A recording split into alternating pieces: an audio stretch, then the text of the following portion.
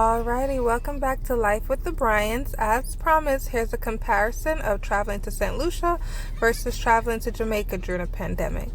We went to St. Lucia back in October of 2020, and I'm going to make sure that everything I'm saying is accurate for the current COVID guidelines.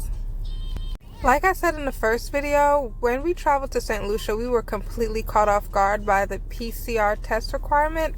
So hopefully we could save some of you some trouble.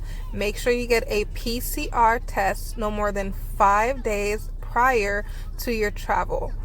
In addition, you also need a travel authorization form.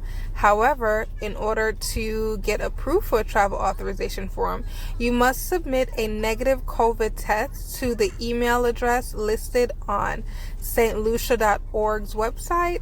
And also on that website, they have all the requirements listed for you. Once you board your plane, you have to fill out an immigration form stating that you have no COVID symptoms, you're not bringing anything into the country, and that you are going to be adhering to the COVID guidelines. One of the major differences between Jamaica and St. Lucia, of course, are the airports. So the airport in St. Lucia, or the airport in St. Lucia, is a little underdeveloped, and when we arrived, we had to do our screening or check-in process in a small tent.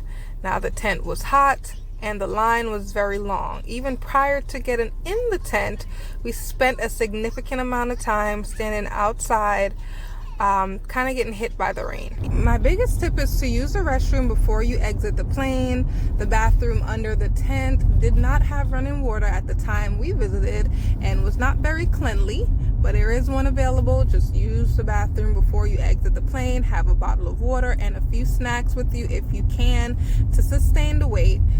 Once you get to the front of the line, you will be required to show your documentation once again, verify that you have no COVID symptoms, and to tell them exactly where you will be staying while you're on the island. At the time we visited, St. Lucia was under a total lockdown, and to the best of my knowledge, it appears that it is still that way. We were staying on an all-inclusive resort, so it didn't affect us too much. However, whenever we inquired about leaving the resort or going to go visit some local restaurants, we were told that all the restaurants and bars were closed and that taxi and car companies weren't allowed to pick individuals up. We were able to leave the island once, and that was because we were going to a government-sanctioned tourist destination, the Sulphur Springs, and we were being transported by the resort transportation company.